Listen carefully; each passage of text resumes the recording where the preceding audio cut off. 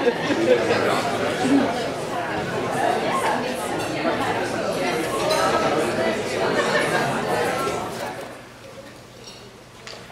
is great. Welcome, everyone.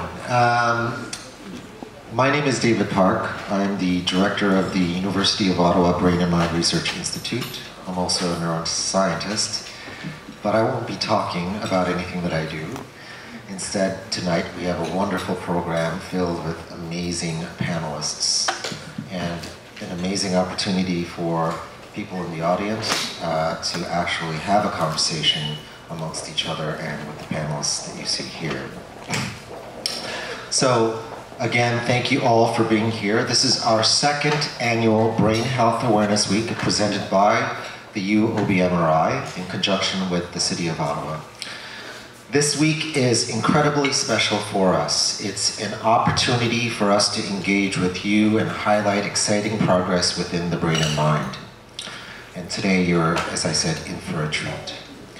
Our panelists are going to discuss and tell you about new ideas and advances in mental health, with focus, of course, on PTSD and first responders, and having a chance to interact with you in the audience.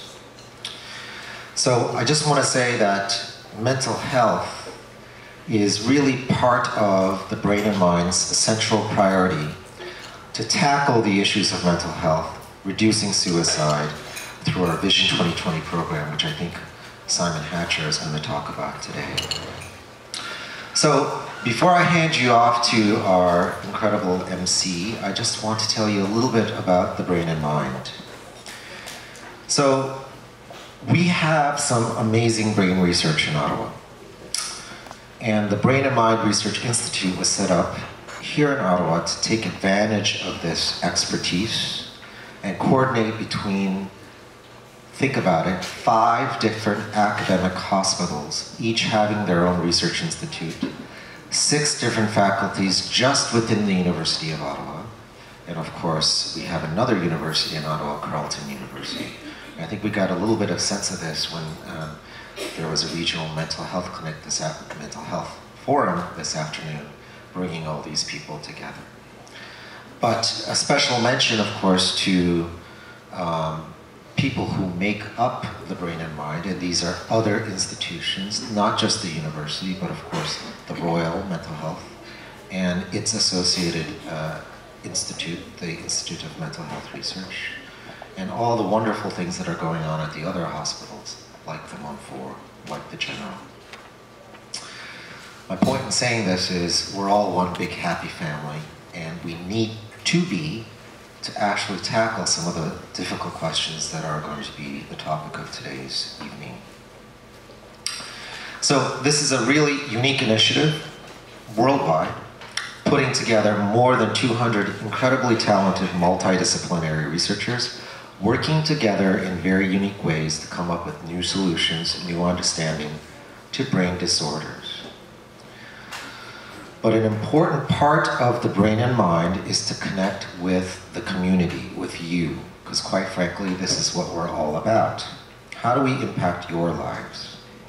And as part of this outreach, we inform the public and interact with the public and get your opinions through this annual Brain Health Awareness Week.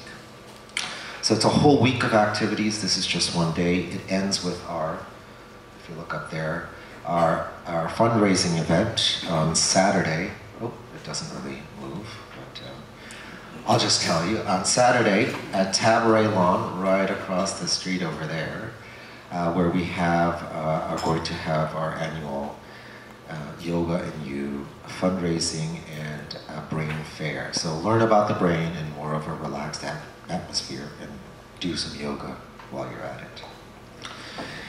So, okay, so thank you again, and before I present today's MC, just a personal note.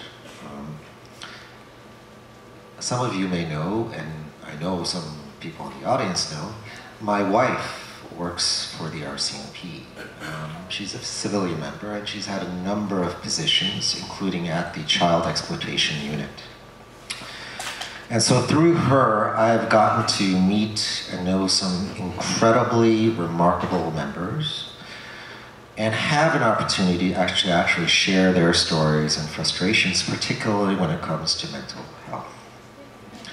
They and all the first responders have remarkable and tough jobs, exposed to situations that I certainly would never, ever think about, and yet all of you do so on an ongoing basis. So the question that I would like to pose to all of you and the panelists is, how do we as academics, the first responders, and the institutions where they work, healthcare providers, community, and caregivers, build the level of trust, awareness, and service to do justice to your remarkable service? So I'd like to end with that and introduce the MC for this evening, Dr. Kathy Gillis. Kathy, I'll call her Kathy. So wait, it's not over yet, Kathy. So I've known Kathy for a while. She's the chair of the Department of Psychiatry at the Faculty of Medicine at the University of Ottawa. Everyone has many, many titles in many institutions. But all you have to know is that Kathy is a remarkable academic and physician. She has this global perspective on mental health, which is required, I think, to tackle some of these incredibly difficult questions that we'll be talking about today. So, Kathy, thank you.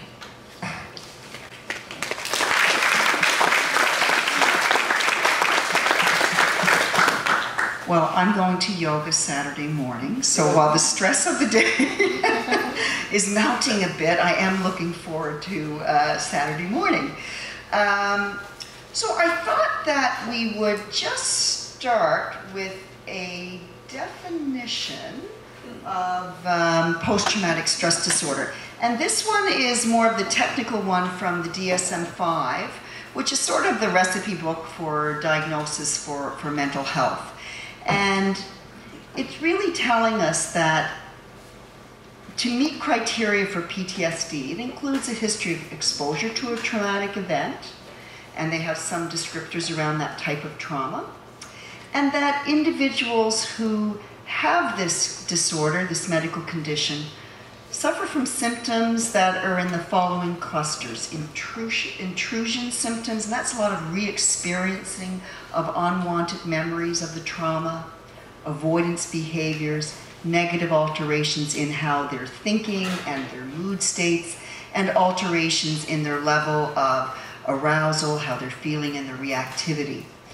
And that in the DSM-5 definition, the persistence of symptoms is for at least more than a month, and that it needs to cause significant distress and functional impairment. Now, there are a number of definitions for PTSD, but this would be one in North America that we use a fair amount. And if we were to say, well, let's put this in a little friendlier terms, this is a definition that comes from Mayo Clinic, and I quite like this, as it's talking about a mental health condition that's triggered by a terrifying event, either one that you've experienced or one that you've witnessed. Symptoms may include flashbacks, nightmares, severe anxiety, as well as uncontrollable thoughts about the event. Post-traumatic stress disorder symptoms may start within 3 months of the event, but sometimes for individuals it may be many years later. These symptoms cause significant problems in one's life. And then they talk again about those same criteria that are in the DSM-5. So we have quite a few individuals here. And I think, Dr. Hatcher, are you introducing Vince yourself for his talk? Or? I think Vince. Okay, all right. And so, Vince, before you come up, well, maybe, I know that you're going to introduce yourself a bit, but, you know, we really want to thank you for joining us today, and you're going to lead us off with a bit of a talk around PTSD, and that you're the founder and executive director of the Tima Center Memorial Trust and an expert in work-related mental health and wellness. We have along our panel here, next to Vince, Simon Hatcher, who's a psychiatrist and Vice Chair Research for our Department of Psychiatry, and an amazingly energetic individual who's brought a lot of ideas to us via New Zealand, where he worked for many years. Beside him, we have Bhatla, who's a psychiatrist in chief at the Royal Ottawa Hospital, and importantly, he works clinically in the operational stress unit and has a lot of clinical experience with PTSD. We have next to Raj, we have Dr. I'm going to get it there. Pardon me here, I've got all these papers. Taslim Danji, and I met Taslim for the first time this evening, and she is a psychologist in private practice, and she provides service to first responders, and her contribution here tonight is going to be really important to us. Beside Taslim is Dr. Kathleen Pajer, who is, should I say, new to Ottawa? It's almost a year now, and she is, to our very good fortune, the new Chief of Psychiatry at the Children's Hospital of Eastern Ontario, and she comes to us with a wealth of experience via Halifax and before then from the US. And beside Kathy is a good colleague, a friend of mine, Doug Green, who is a psychiatrist, and a really strong advocate for working with primary care providers and both providing service for their patients, clients, consumers, users of primary care services, and providing mental health services embedded right in the clinics, and also increasing their comfort level and knowledge around mental health disorders. And one of the things he will show you later on is some of the really support tools that he has worked on creating with others. And so with no further ado, Vince, can you come and share your extensive knowledge with us? Oh, I don't believe that. Well, good evening, everyone. I'm honored and humbled to actually be here this evening. I don't have a doctorate. I'm a former paramedic who had the unfortunate incident of attending to the homicide of Tema Conter back in '88. And as a result of me attending that particular call, I suffered with what we now know today as post-traumatic stress. And in 2001, with the blessing of the Conter family, we set up the Tema Conter Memorial Trust. And we're rebranding now to Heroes Are Human. And what we do as a charity basically is focus a lot of time and energy into research, training, education, advocacy and awareness within the first responder community, and really bringing to the forefront awareness to the psychological stressors of acute, cumulative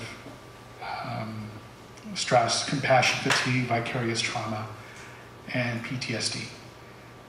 This month is a special month, if you want to call it special. It's Suicide Awareness Month, and this whole conference today has been around suicide. And the unfortunate reality, since January 1st of this year, we can actually report that there have been 30 first responder suicides. Since April 28th of 2014, we've had 57. So it is an issue that we have to deal with. And the challenge that we face as a community is, how do we deal with the stigma of the societal stigma, basically.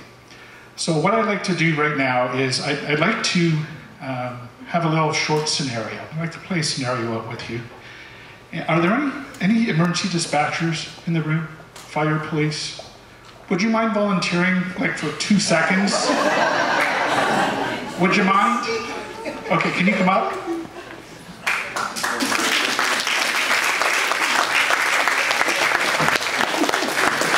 Now, when we think of first responders, we always think we're frontline police officers, paramedics, and firefighters, but we rarely think about the communications officer behind the scene, who many of them call themselves the first responder, because you take these calls, right?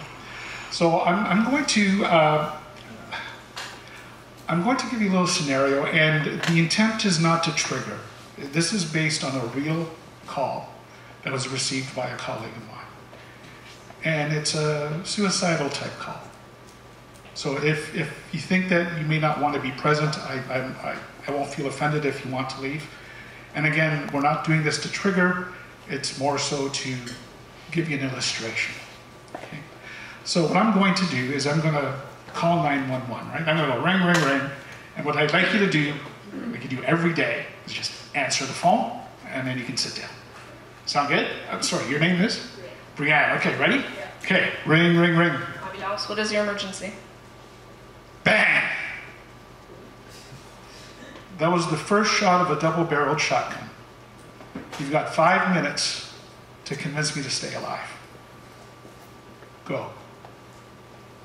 Now here's the scenario. You are all the dispatchers. You are all on this call. What would you say to me? How would you handle this situation? You've got 5 minutes, so throw out the questions.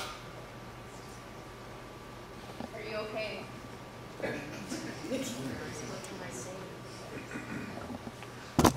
Throw them out, Brianne. You called 911, so I'm here to help you. Depending on if I need your address, try and get a little more information. You know what? You've got my address on your system. Don't bother me with those trivial questions. Is there anyone with you? I'm alone. What's your name? My name is Joe. I'm here for you, you're not alone. Now, while you're there, I'm here. I am alone. What brought you to call?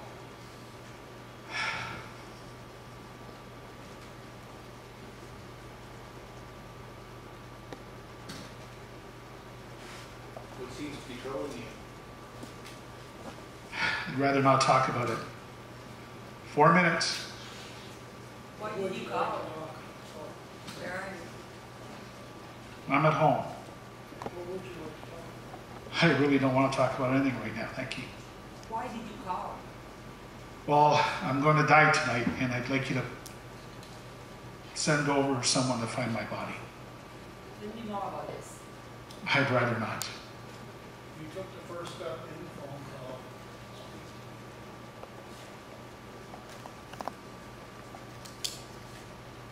3.5 minutes. What can I say to change your mind? Bang. Joe's gone. Now, how did you feel in that exercise? Helpless? Hopeless? How do you feel the dispatcher or the call taker felt after that call? I'm sorry? Guilty.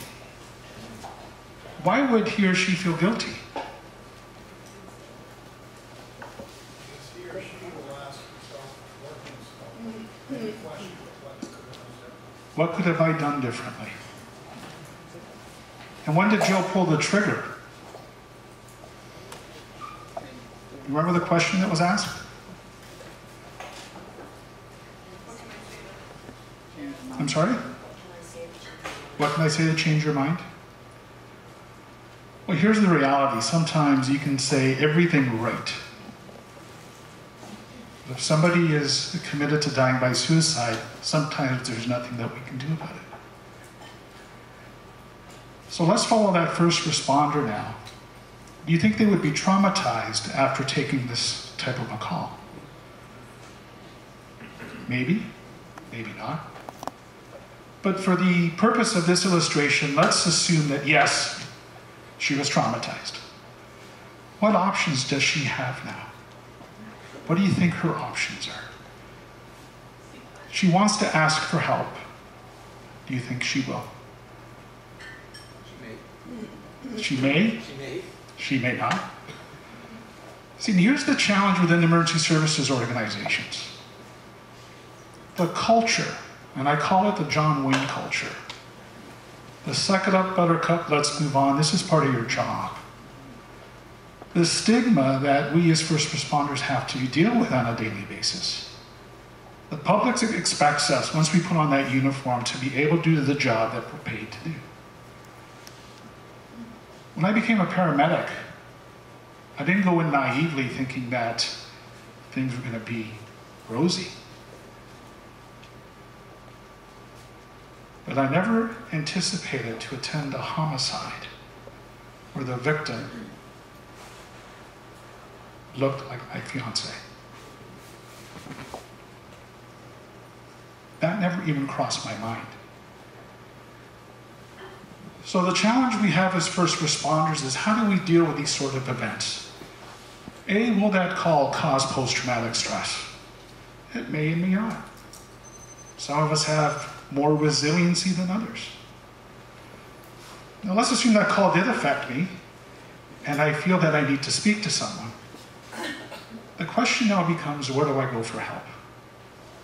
And what sort of help is available to me? And by the way, is this a compensable injury? I just took a call and somebody just killed themselves. I might need some time off, and if I do take that time off, am I going to be supported by my organization? Who's going to pay for my time off if I need that time off?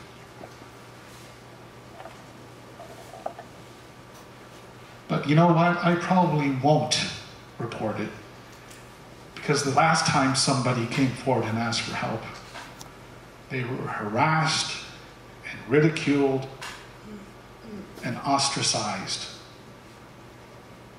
because they were seen as being weak.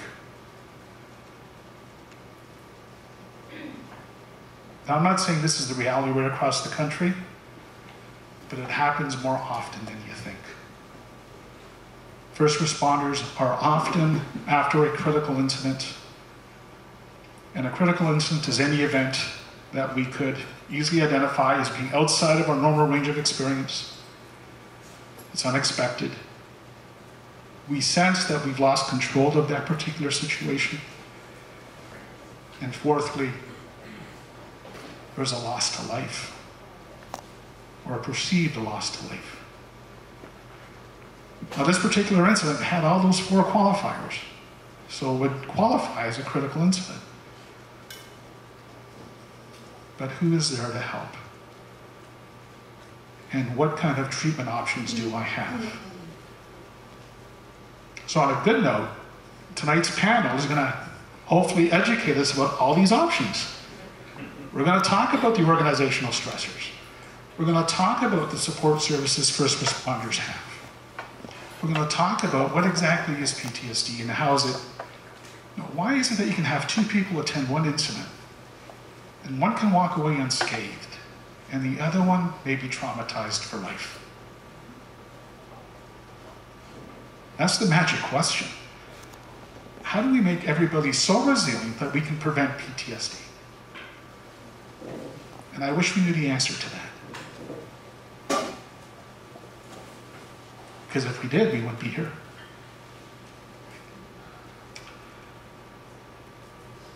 I think, is my time almost up?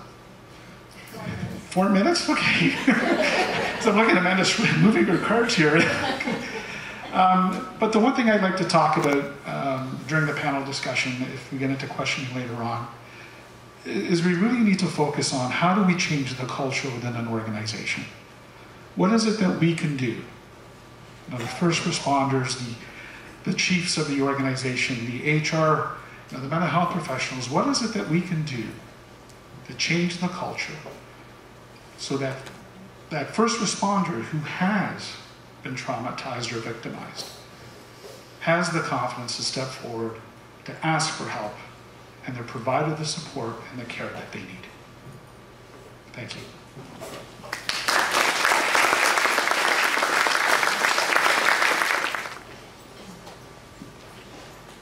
Okay, so now we're going to turn to our panel members, and particularly the clinicians on the panel, to give us some insight into what does PTSD look like. And when you think about it, what does it look like in first responders who may be coming seeking assistance? And what does it look like in children versus adults? So who on the panel wants to start off with giving us ideas on the symptoms, the presentations? What are people coming concerned about, seeking help about? Well, is my mic on? I'm not sure. Can Yeah. you hear me okay? I work as a psychiatrist with a shared mental health team, and we go into primary care settings and do consultations and some follow-up. And so we see the referrals from the family doctors, and they're not always referred for PTSD. In fact, often they're not. They may be referred for anxiety, for anger. I think that's a complaint that we hear a lot, or substance abuse. So people, as I say, they don't present to us and tell us they have that diagnosis. The challenge, I think, at a primary care level or for us, is to help primary care practitioners learn how to recognize the condition and put a name to it. And I think that's something that I think we need to keep working at. But I would say what I see often are patients presenting with sort of generalized anxiety, irritability, sleep disturbance is huge. And you know, often with associated conditions of depression and substance abuse. Those would be the alcohol in particular is something that we see a lot of comorbidity with primary care settings. If anyone wants to add to that, but that's what we. Yes, I can add a little bit and put it in a bit of context from where I'm coming from. So I work in our operational stress injury clinic. So mainly see veterans, but also people who are in the Department of Defense and transitioning to becoming veterans. So it's a path. And we also see a fair amount of RCMP. And I think we heard a good description of what people come in terms of symptoms with. And I totally agree with Dr. Green. One of the ones that they come in with the most is either call it a little angry or irritable. And that's really a challenge, and that's not seen as PTSD. We classically think of PTSD as flashbacks, right? Re-experiencing phenomena. But what we end up seeing that's, I would argue, almost more debilitating is the social withdrawal. So people avoid triggers, and then they start to avoid conversations, then they avoid society, and then the family. And we see a fair amount of people who come in who have basically isolated themselves from the world, which is in many ways more debilitating than the other symptoms, although all of them do exist, including the alcohol. So that's an excellent point. So those are the symptoms, but I wanted to address something you talked about in terms of stigma. So it's a very interesting phenomena, and I'll relate this to first responders. So in my experience, we've come a ways in the last few years. I've noticed a bit of a difference in people being willing to come forward who are veterans. So there just seems to be a bit more stuff out there in terms of information regarding PTSD. It's a treatable condition, etc. So the awareness is coming along. We're not there, but it's coming along. The fascinating piece, though, is when I see someone who's from the RCMP in general, so I'm generalizing here, it's a bit different.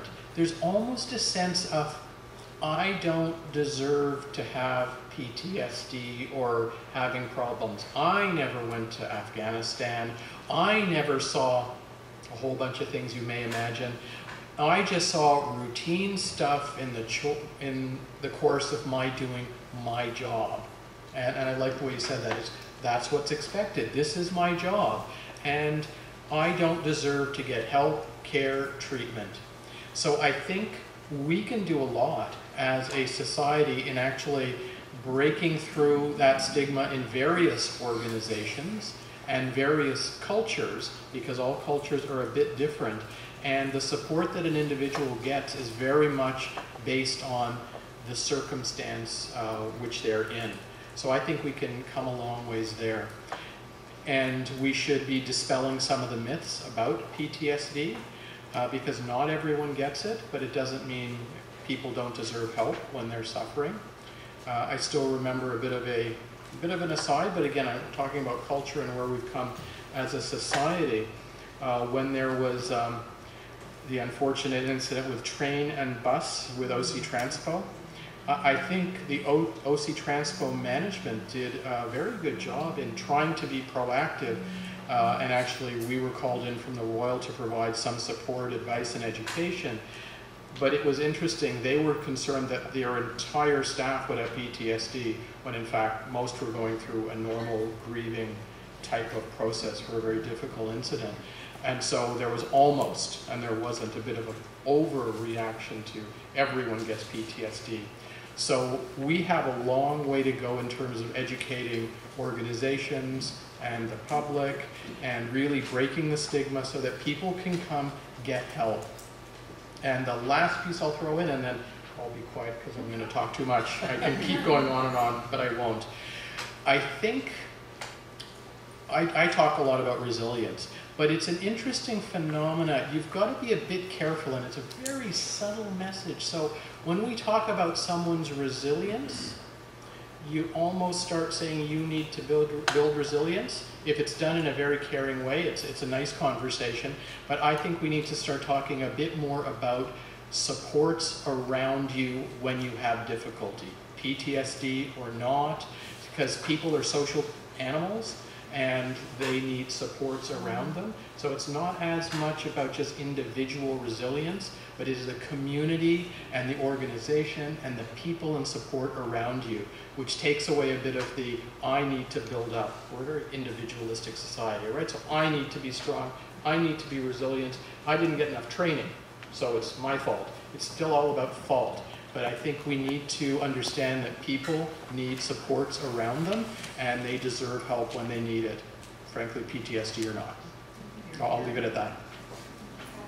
Yeah, so I would like to follow up a little bit. I think one of the things that's really important is this idea, and it makes it very, very hard to have a uniform organizational response or community response, and that is that not everybody develops PTSD.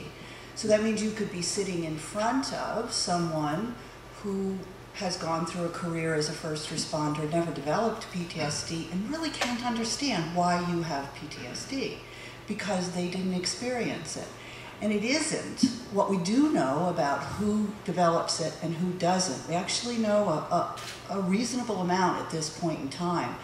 One of the things that seems to happen is that if the brain gets completely overwhelmed and you feel out of control and you've already been using up your stress response system function, so you're exhausted, you're burned out, or you've experienced previous traumatic events, this puts you, I hate to say at risk, but in terms of your brain, that makes you more vulnerable. So when you mentioned that you saw the homicide victim and you never expected that person to look like your fiance, that's sort of the key right there, because that completely overwhelmed. That was a trauma that was deeper than anything you could possibly have imagined. And that's the sort of thing that lays down these messages in our memory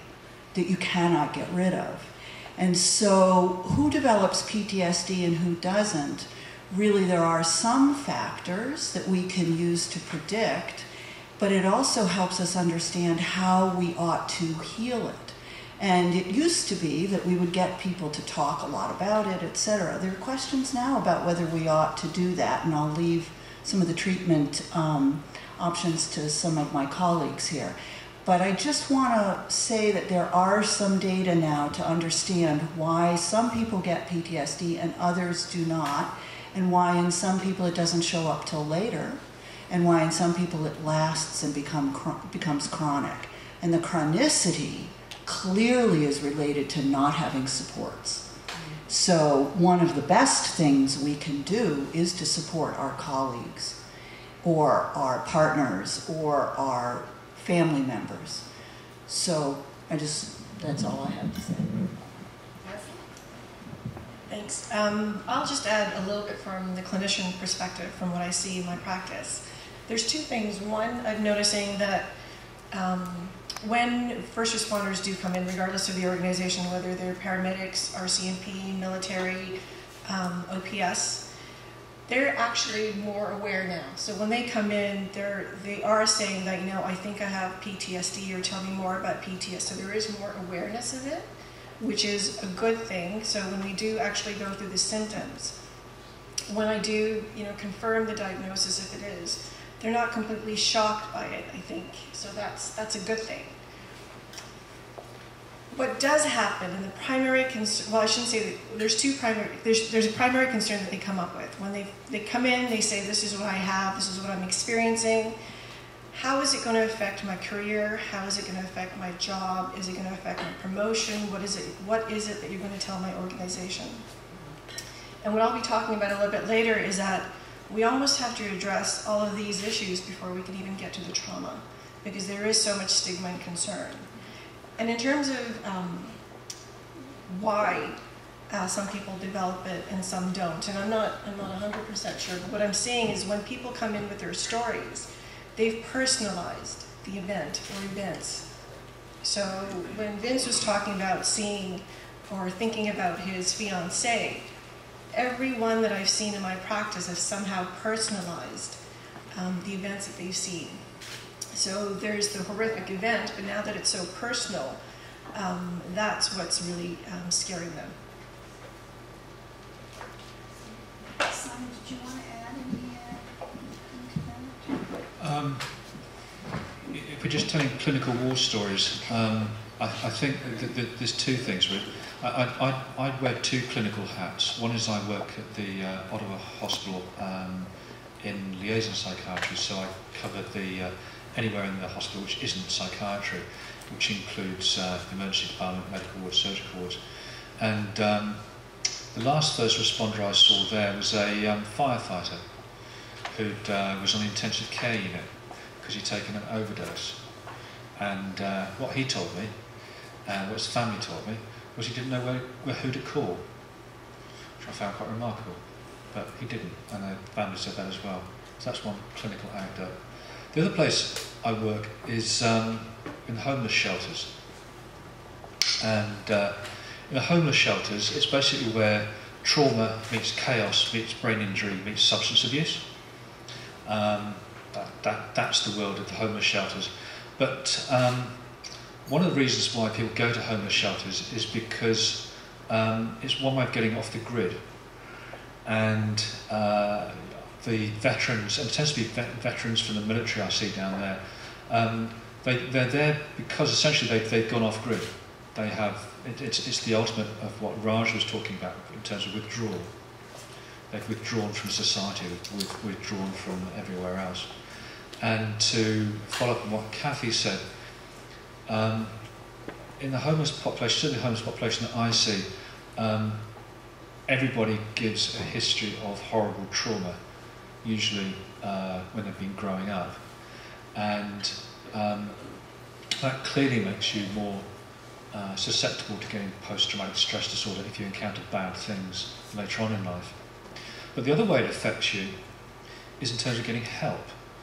Because one of the things that people learn when they're traumatised early in life, especially if they're traumatised by people close to them, people who care for them, is that when people try and care for you, you get hurt. And of course that plays out in relationships as an adult, especially if I go there as a doctor saying I want to care for you. They will often run a million miles because they see somebody who wants to express care as somebody who wants to hurt them, or will eventually end up hurting them. So often having a conversation about having a conversation is a useful place to start with in that particular territory. I'm wondering, Kathy, if you can comment a bit on how post-traumatic stress disorder can present in children and adolescents, and you know, is that very different from the adult population? So in kids, PTSD can present quite differently. So if you remember the sort of symptoms that Kathy put up earlier, in some kids you do see some of those symptoms, but in little kids it's rare that you actually see them manifest like that. Partially because the stage of development of the brain is not adequate to allow them to even be able to express those sorts of symptoms. So instead, in younger kids, the kinds of things you see are, for example, depending on the kinds of trauma that Simon was talking about that kids are exposed to. If they're exposed very, very young to trauma, so you've got 7 foster homes by the time you're 3, and 3 of them were abusive, what you see is a lack of any fear about strangers, for example. They have an inability to discriminate whether someone would be a stranger or whether someone would be a friend. You also will see a lot of aggression, and this is not just if they've been physically exposed to physical trauma. It's partly the aggression because there are certain parts of the brain that are unable to develop properly without attachment to a secure figure. You'll also see regression. So if the younger kids are fully toilet trained, etc., then they'll start bedwetting, they will start sucking their thumb, they'll start talking in baby talk, those kinds of things. In adolescence, you may see a completely sealed over traumatic, like in the shelters, you'll see completely sealed over traumatic events before. What you'll see is kids who are unable to connect and stay connected to people. So there's this avoidance. They don't necessarily have flashbacks yet, except if they've got a new recent event. They don't necessarily have dissociative spells unless they've been re-traumatized. They don't necessarily have the sadness or the depression but they will almost always have the substance abuse. So it looks slightly different in younger people and in kids. The other thing that's kind of interesting and very important to realize is that PTSD in a first responder who's a parent can actually have effects on the child of that parent. Not that you're necessarily become a bad parent, but if you just think of you're going through something where one of the things you're doing is gradually withdrawing and shutting down, that makes you less accessible. Your kid knows that. If you are feeling suddenly very frightened in places of triggers, that's communicated to the child, and the child may start to do things like regress or be very aggressive or be very sad. So they can sort of kind of act out some of what you either are acting out or unable to act out. So it becomes quite complicated. It's a reason for when a first responder goes into treatment that often, as care providers, we ask, how's the rest of the family doing? And try to get kids into treatment. Thanks. I know that you talked a little bit about who gets PTSD and who doesn't. Do we want to talk a little more about that? Anything else to add? Because it can be unpredictable.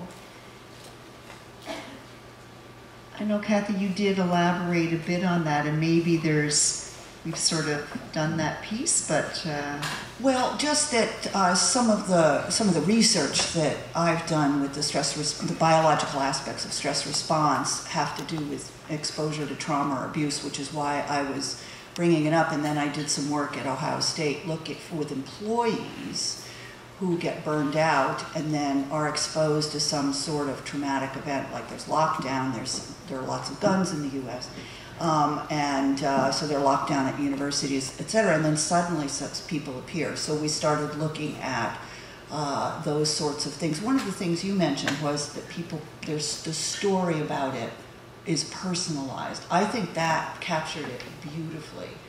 And the other thing is, if you're absolutely terrified and feel out of control for some period of time, that is a real shock to the system. And as I said before, if your system's already compromised, So many first responders are doing shift work.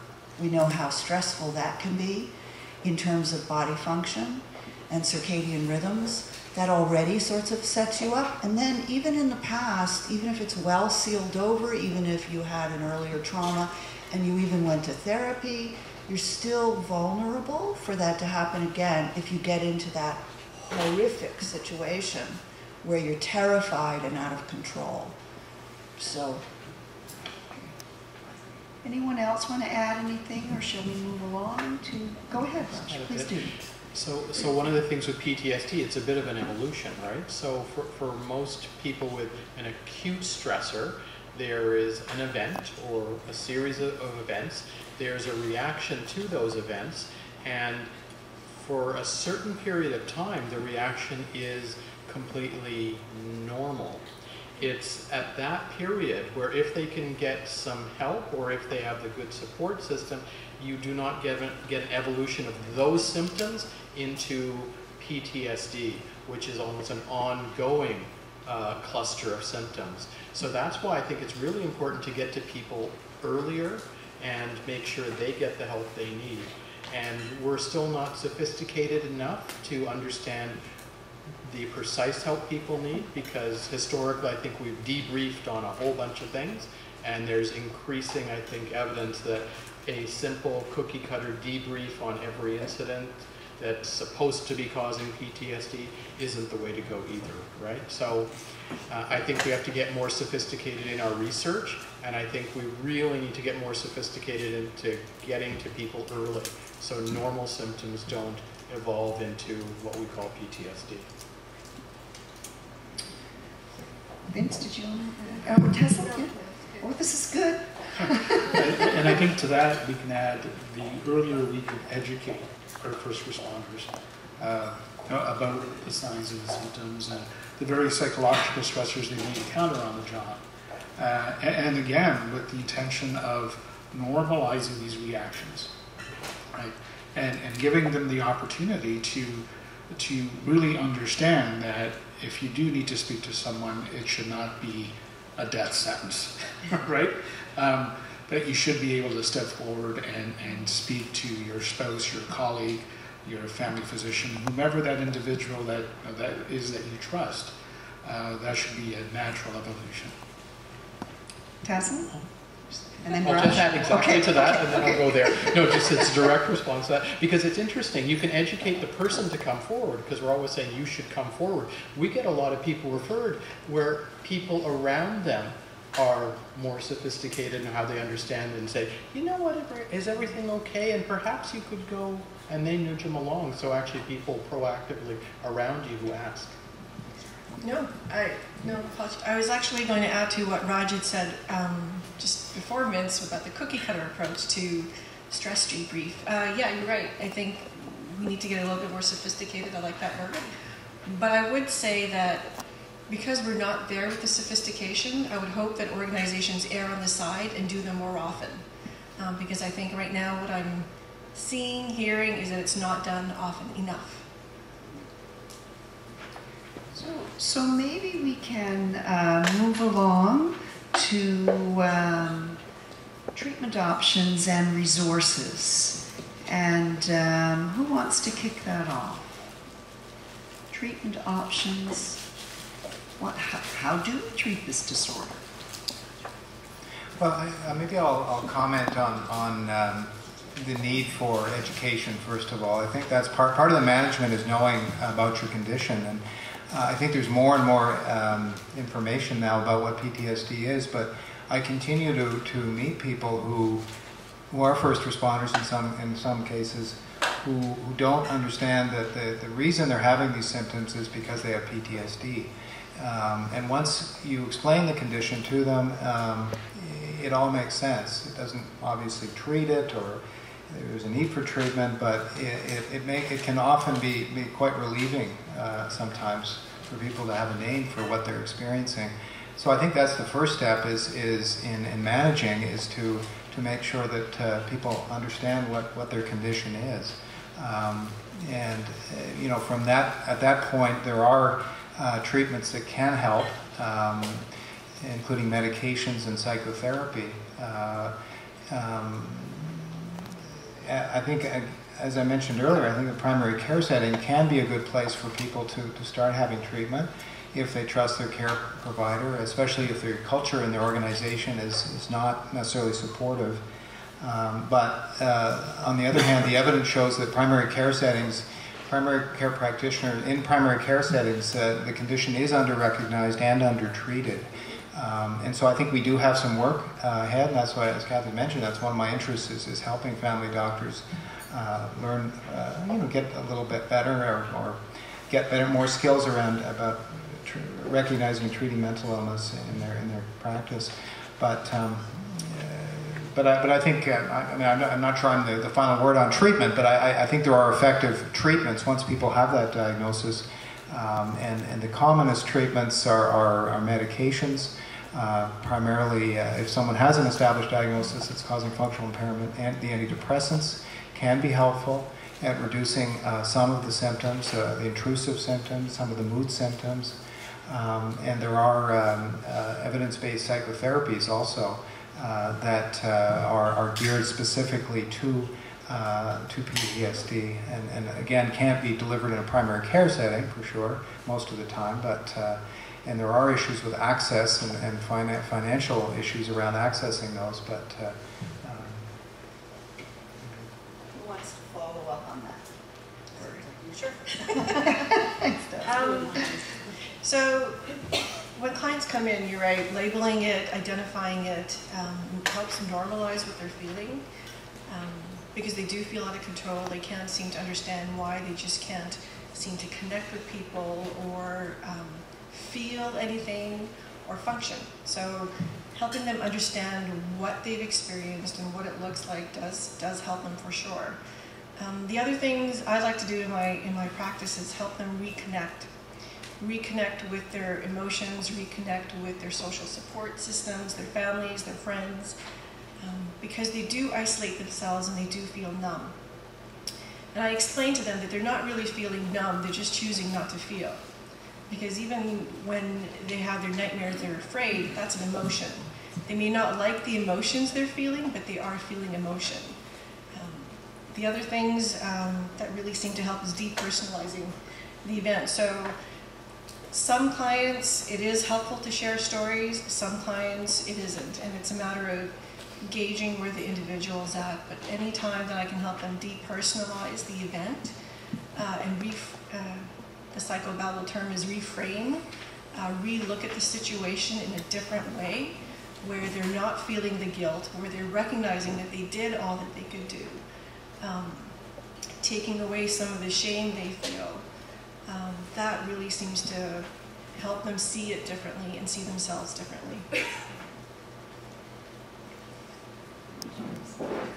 So what we do in our clinic, and unfortunately in some ways it's a very circumscribed clinic. We're funded by Veterans Affairs and we run the clinic at the Royal, and it's really sadly only limited to the people that we're mandated to serve. So again, veterans, D&D coming into being veterans, and RCMP at this point. But we have a lot of specific multidisciplinary expertise in our clinic. And what we tend to do is have a structured but individualized approach to people. So we have a variety of groups at the beginning to prepare people for treatment, and in many ways that's to destigmatize, let people connect and make sure they realize they're not alone. We do a fair amount of stuff for people with sleep difficulties because it's such a crucial symptom. Then a variety of groups related to emotional regulation, distress tolerance, assertiveness, those sorts of group functions. And then really the individual gold standard treatments tend to be more prolonged exposure, EMDR, and CBT.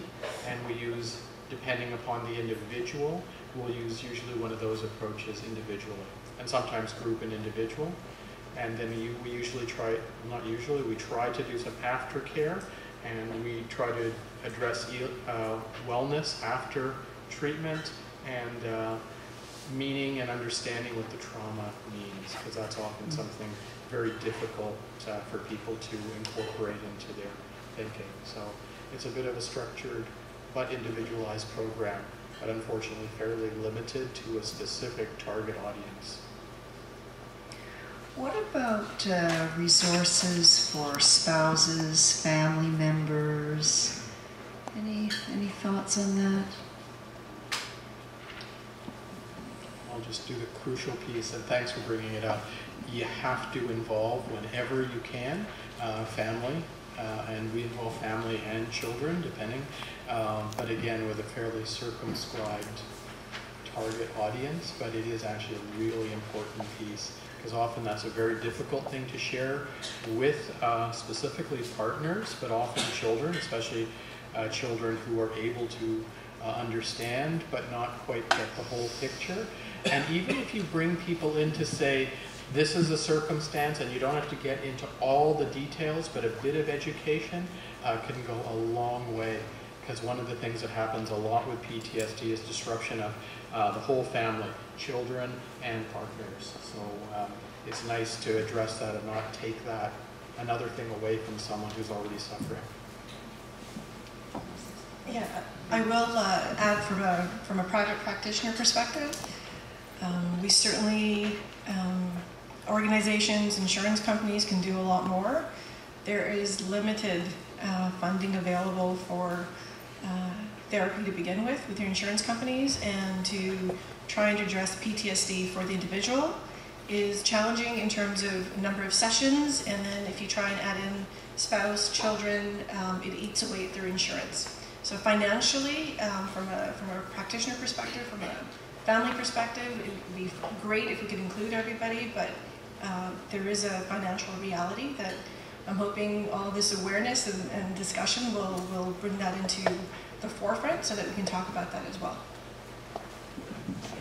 And just following up a little bit from the family perspective, it is critically important to do psychoeducation with the family at its spouse's level, so the adult level, and then at the child's level. Just as you were saying, both of you, there are very scarce resources because they're not the identified patients, and that's the problem. Most insurance is focusing on an identified patient, which is, you know, penny wise and pound foolish, because we can get people who have PTSD quite functional. We can get them back to work, we can get them feeling better, but they need that community of support starting in the home that you were talking about, Raj.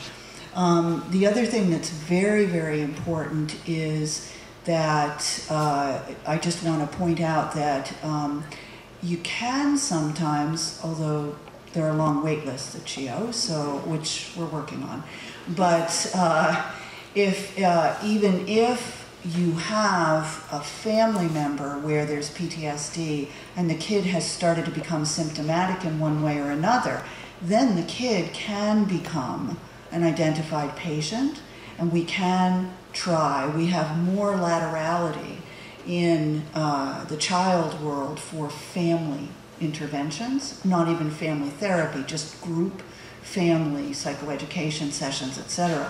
So if the child is developing a problem, that's a route in to the family.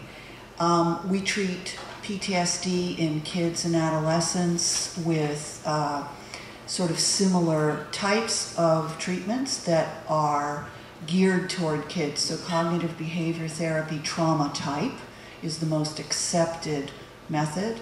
With younger kids, we do lots of reprogramming storytelling.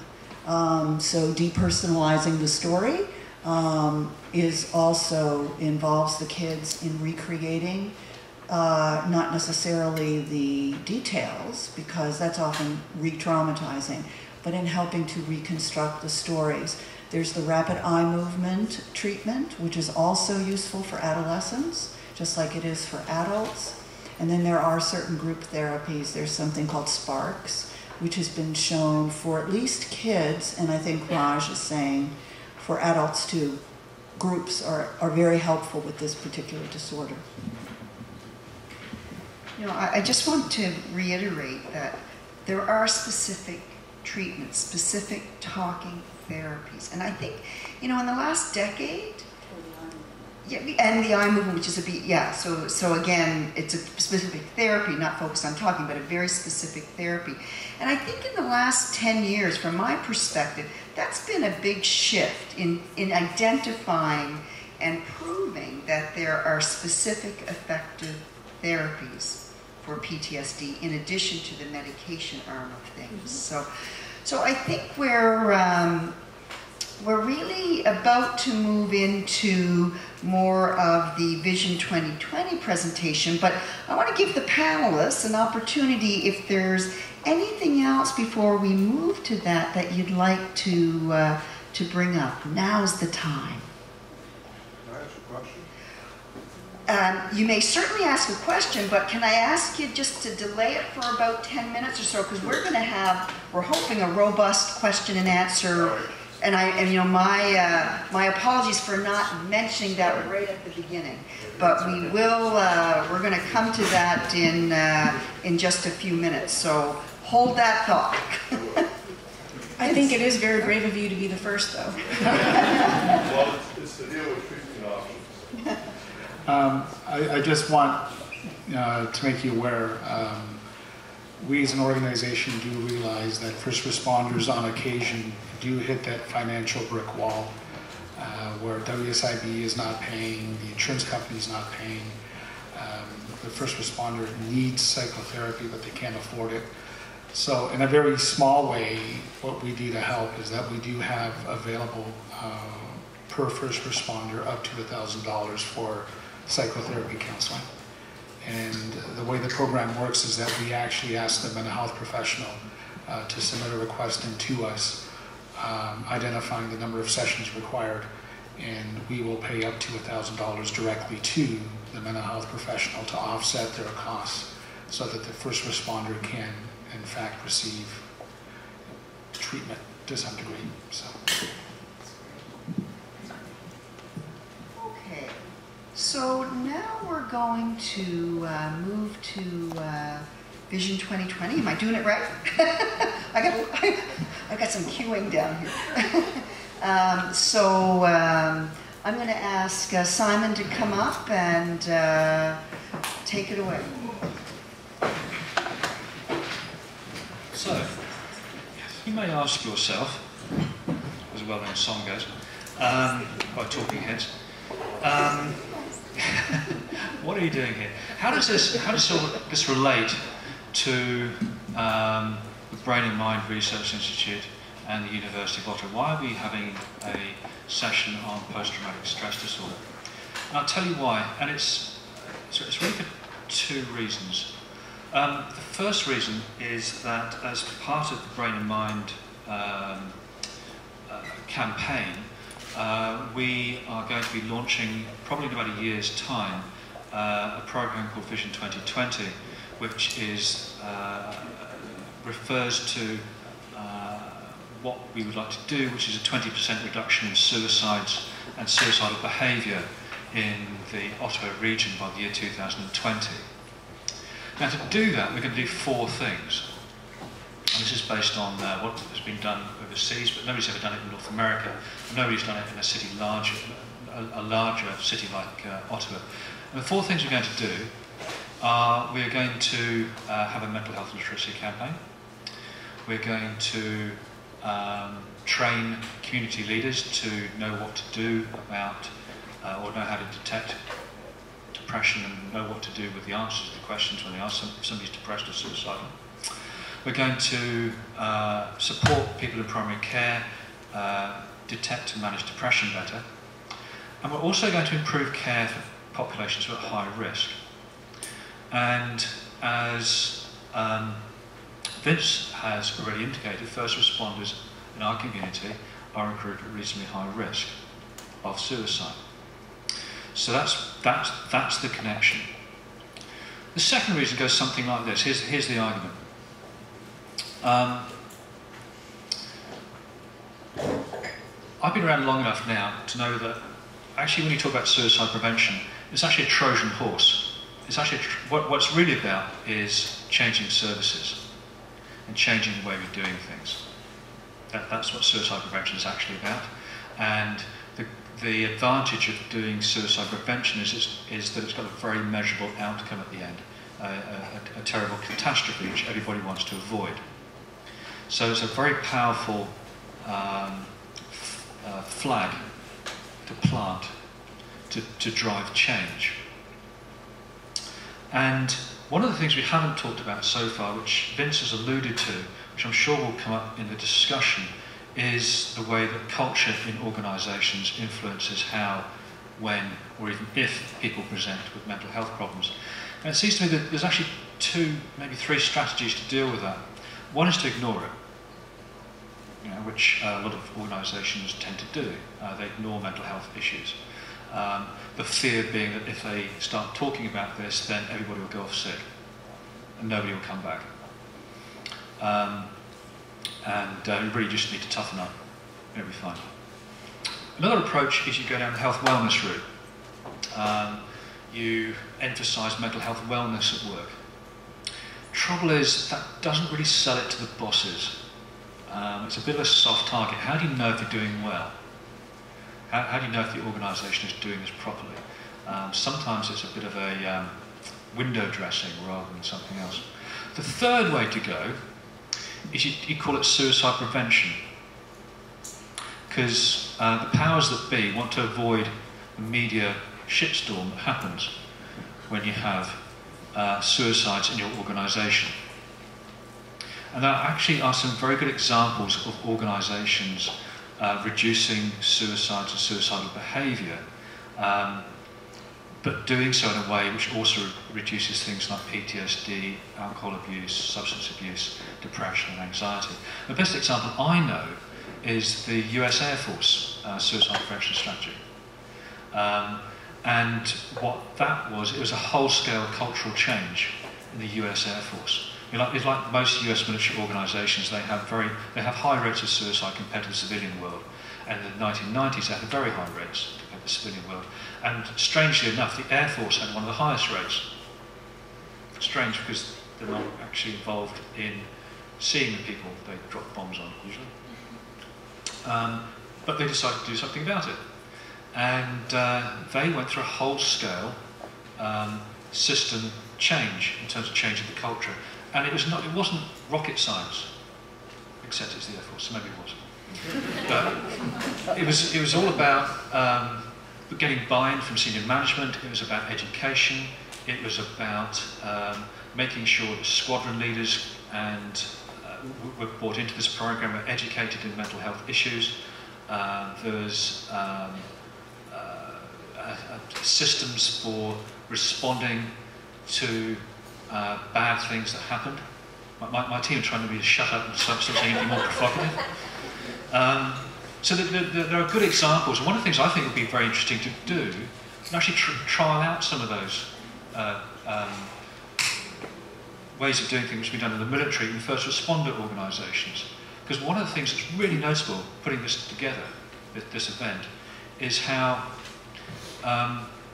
all the first responder organisations are struggling with exactly the same issues. And they don't talk to each other. They don't seem to talk to each other. And it would seem to me that there's power to be had in working together. And one of the things that I would like to do, wearing my research hat, is to see if we can't get together under the Vision 2020 banner to actually start doing something within the first responder organisations to replicate into civilian organisations something like the US Air Force suicide prevention strategy. So that's where all this fits in.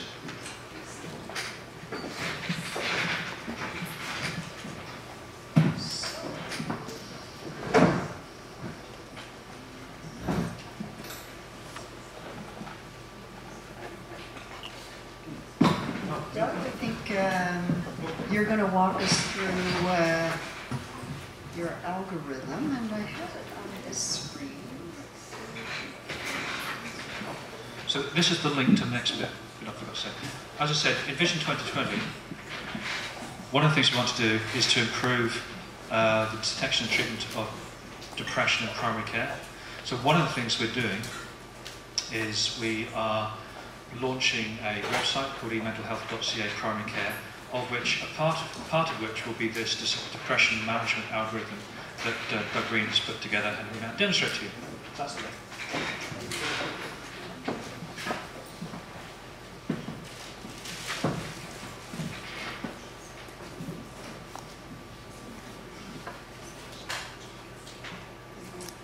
So while they do that, grab the mic here. Sorry. So again, as a psychiatrist working in primary care, the primary thing we are asked to see our mental health team is depression, followed by anxiety. And I think in working in that context, we came to believe that there could be a need for a tool that could help family doctors manage depression. And so we set about to do that. I'd like to just show it to you for a few minutes.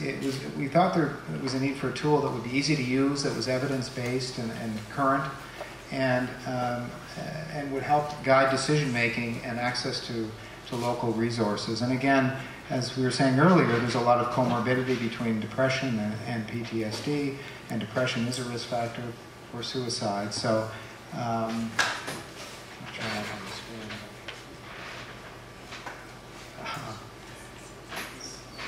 Is it gonna? Okay, interesting. So I'm just going to show it to you for a few minutes. It's available now on the internet. If you Google Ottawa Depression Algorithm, Dr. Michael Chang, it's the second hit that comes up, and you will find a file that you can save and download to your computer. It is intended for primary care practitioners. I realize most of you aren't, but I'll just show it to you quickly. It's based on a depression rating scale called the PHQ-9. Has anyone had any experience? Has anyone used the PHQ-9 okay, I have, clearly. I put my hand up, so I must have used it. Good. We've sort of organized our tool around this. It's a scale that gives a number and can help. In a primary care setting, people are used to dealing with numbers, whether it's blood pressure or cholesterol levels, and it just made sense that to have a number when it came to depression in a busy practice, primary care practice, would make sense. So it's all based on that. Patient Health Questionnaire. Yeah, you can find it if you're interested at all. www.phqscreeners.com. There's a lot of information there about it. It's become the most popular and widely used depression rating tool in primary care. And I'm not saying it's used everywhere yet, but I think it will be. And so that's why we chose to use that. And this model is based on kind of a step care approach. In other words, the step care approach involves assessment at a primary care level. Step care level 2 involves treatment at the primary care level. If at step care level 1 it's felt the patient was too complex to be treated solely there, step care level 3 involves a mental health team.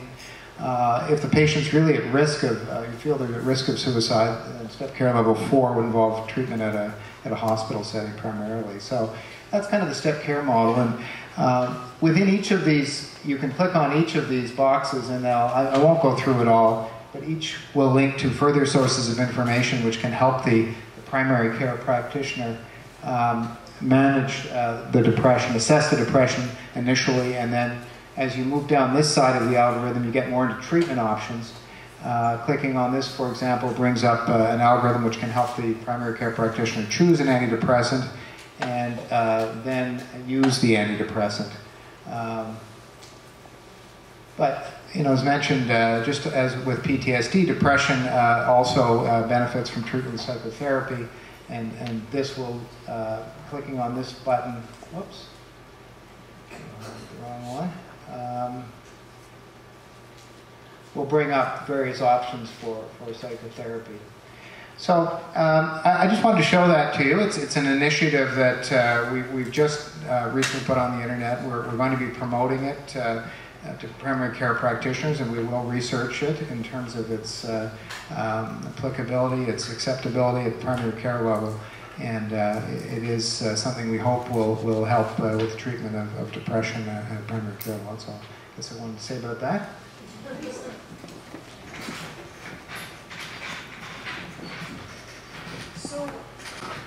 So at this point, we're going to move along to the question period. And we have a mic here in the center of the room. And maybe the gentleman who came up earlier, if you would be kind enough to kick it off for us, it'd be greatly appreciated.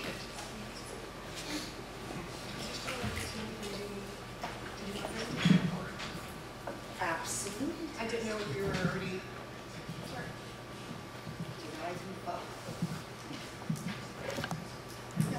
We're going to take this question and then we're going to hand it over to you. Okay. So because we're dealing with first responders, I wanted to share with you some of the concerns I have with regards to treatment and responses and resources. Mainly, I deal with first responders involved in fatal or near fatal situations in police organizations, shootings, stabbings, where the officers are involved sometimes as the victim or the shootist in many cases. And for them, the first thing that happens to them is that they are put in an environment where they've gone to work as a police officer, they're going home potentially as a criminal. Due to the investigations by the SIU, and of course all sorts of lawyers telling them not to say anything to anybody, so they go home, they can't speak to their family. They're afraid to. They're afraid to talk to anybody at work. They're not even sure they can even talk to any of you. So then they personalize it, because now it's very personal, in spite of the fact that we say we need to depersonalize it.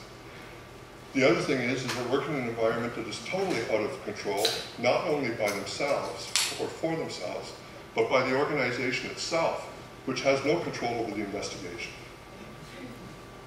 So these are the concerns I have in terms of what resources we put in place to help these officers become functional. Put that to you. Who would like to comment? Yes.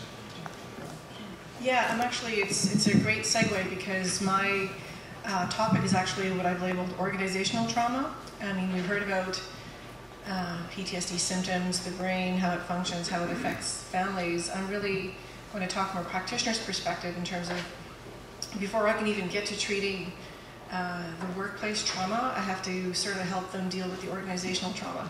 So if that's okay with you, I'll just kind of go into the presentation, and if it doesn't answer it, I'll be more than happy to be a little bit more specific. Is that okay? Yes, you know, there's cosmos, things work in the universe the way that. I'm going to take my glasses off because now I need to read. I'm at that age now. I'm going to get there. There we go. Talk about age, okay. I will, there it is, there it is. I will mention too that in addition to being a private practitioner, I was a civilian member with the RCMP for 14 years. I had the privilege and the honor of working with some fantastic men and women.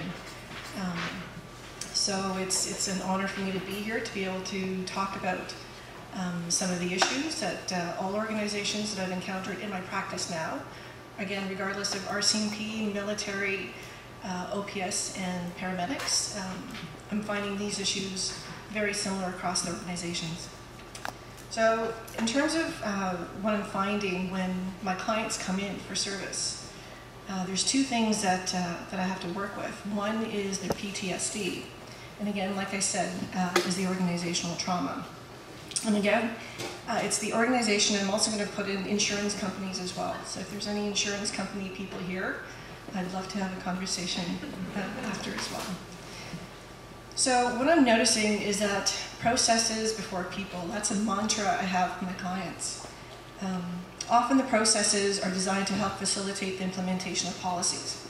So this involves paperwork, administrative requirements, human resources, or health services involvement in finding potential solutions. The unfortunate part is that meant to facilitate the processes of the organization and not necessarily the people who are actually experiencing the trauma. So I often tell my clients that the process requirements are not a personal attack. It's not a personal slight, it's just a process.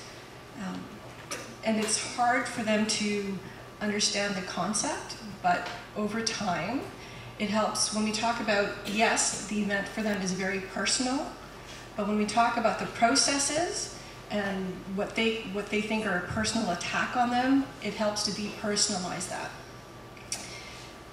So imagine a person with PTSD who has difficulty concentrating, hypervigilance, exhausted from lack of sleep, then having to fill out numerous forms just to prove that they have trauma from being a first responder.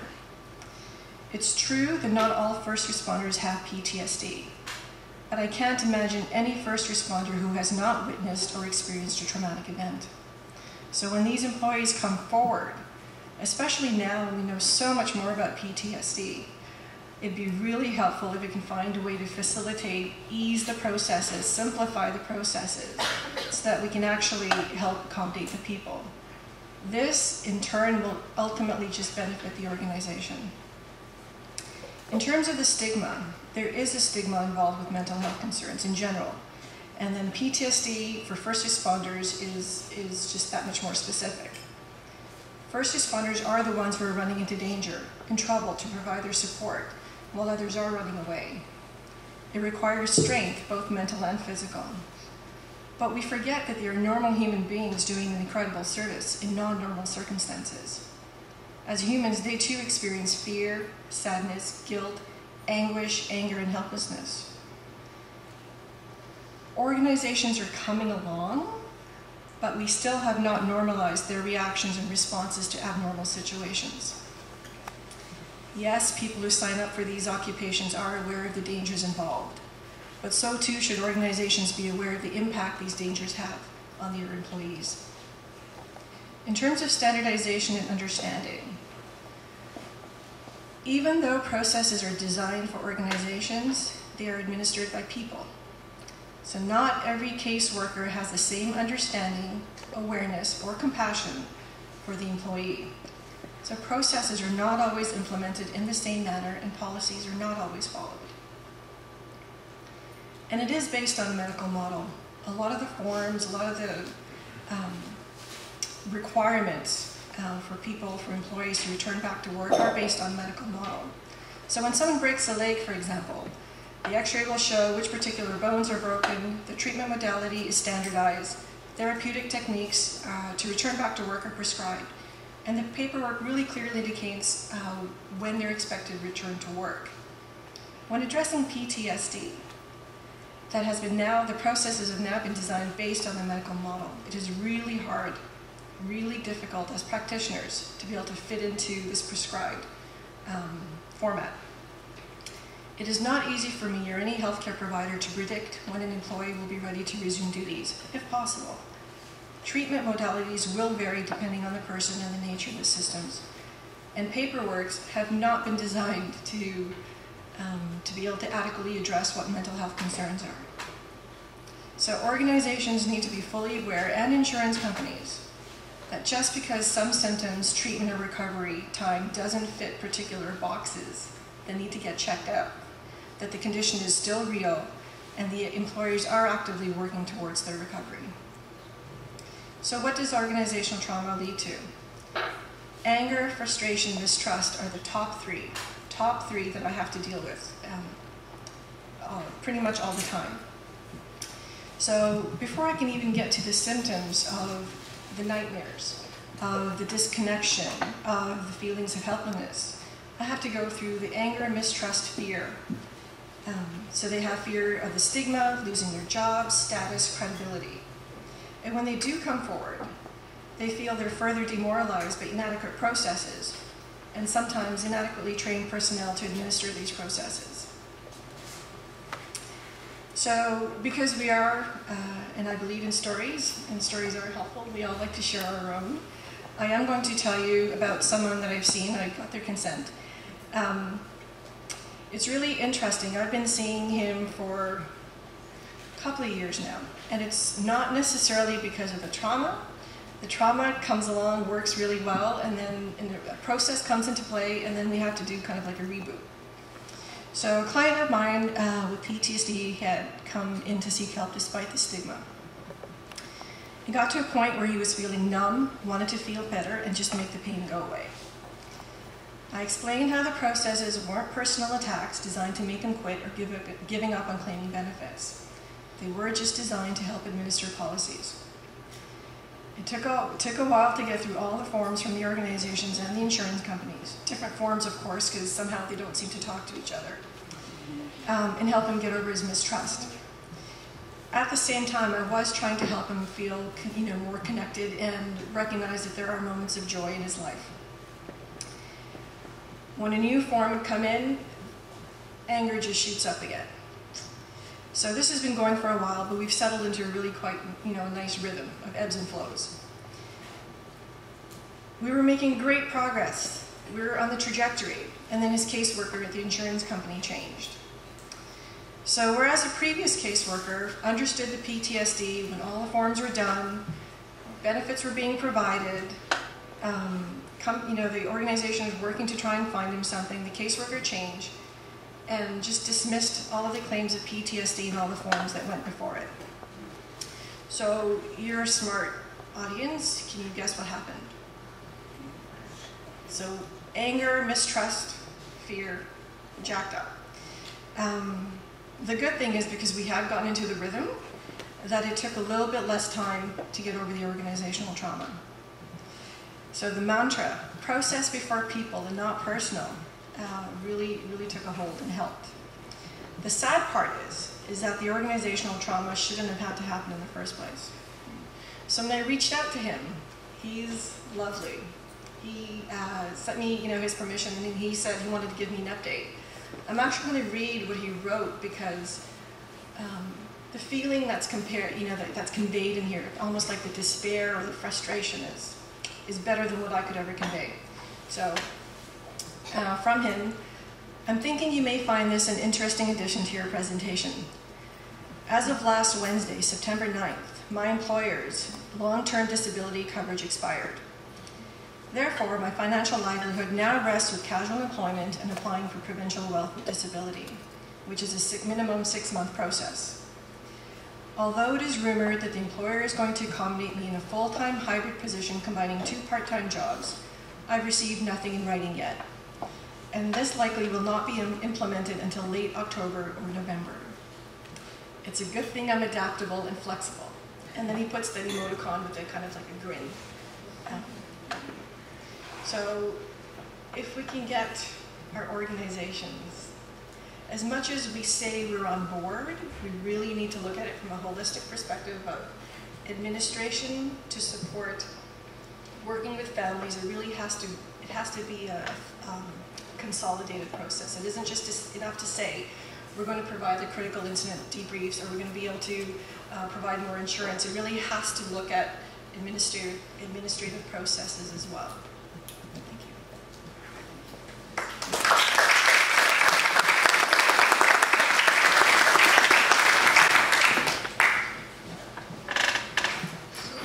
Another question from the audience. Anybody else want to go for me? How much time do I have? Do you have a sheet with the numbers on it?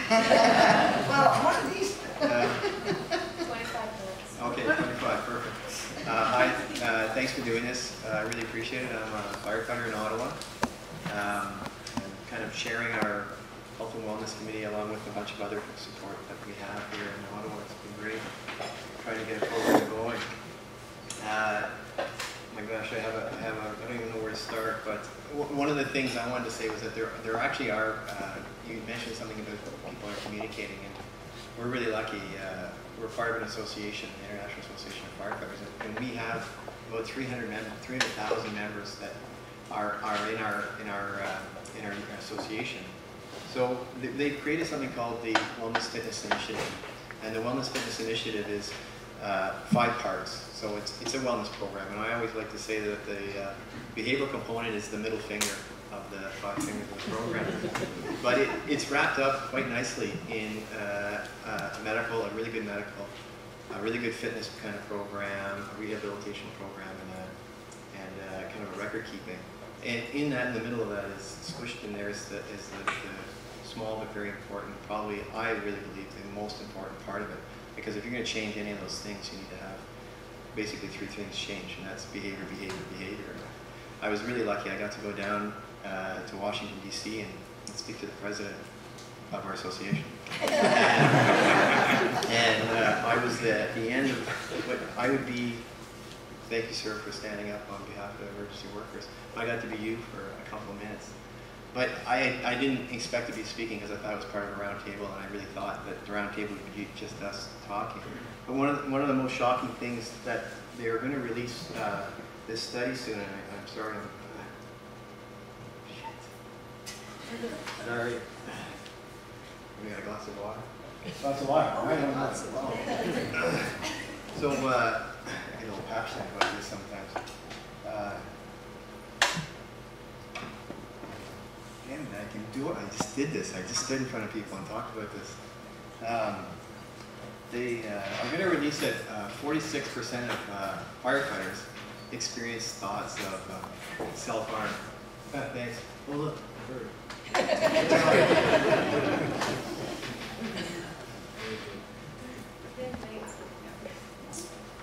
So they talk about 46% of firefighters actually think about, I write self-harm, but death, thoughts of death, of killing themselves. So 46%, that's a large number. And I'm sure it's in a lot of other first responders. First responders have a little bit of a background, but we're kind of the guys that were back at the class, not the front of the class. So you guys were at the front of the class, we're at the back. And we kind of are missing that prefrontal cortex. I really think it's carved out. So that kind of break on our system that's there. And I really think that sometimes our limbic system, our emotional system, gets a little bit of the best of us. And we're involved in these things. And we're pre-wired. So I'm a son of a firefighter. I was a Mountie for a couple of years.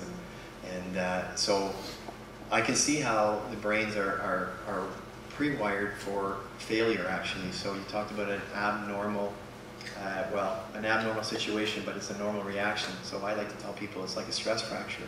So that's what we're doing to ourselves. So we're experiencing a bad situation, and most people would run away from that situation. As first responders, we're doing the exact opposite. So we're actually going against what our brain is telling us to do. So we have the products of all those fight and flight, cortisol, epinephrine, all those counter-regulatory hormones going through our bodies. And I think it's really just, it's wiring us for failure is what it's doing. So I'd be interested to, okay, so really I'm here for my own thing. It's to sign up, all of us 1,400 firefighters in Ottawa to help you out. But we'd have to get permission from the chief, who I just put on a bad spot. Anyways, the long and short of it is, I'm trying to figure out what's the best system. And going back to the 300,000 firefighters, there is a system that works there. And I got to sit down at dinner with the top of them in FDNY, Fire Department of New York, Fairfax County. And in Fairfax County, they've had a wellness program that included those 5 fingers. And they've had it for 20 years, and they haven't had a single suicide on their fire department. And they are in the middle of gun-toting USA. So there are models out there that can work and should be an example. And I'm excited by what you're proposing on having this system available for us. And we thank God I've been teaching mental health first aid through the Canadian Mental Health Association. And if it was, I made a joke about it, if it was a drug, we'd be walking around with an IV drip of the Canadian mental health first aid course, because it teaches awareness, decreases stigma, all the things that you're trying to do. The only trouble is we want to make sure that we have a catch-all for when the firefighters, emergency workers, catch themselves and realize that they need help. So I'm asking you for help. I need you to make a few more psychiatrists available, psychologists, those frontline workers to kind of get there for us. So if you can use some of that $6 million and we could tap into just a little bit of it, and I'm sure that I'm speaking on behalf of EMS and police and all those type of things. So I applaud what you're doing, and when do we sign up? Thank you. Thank you.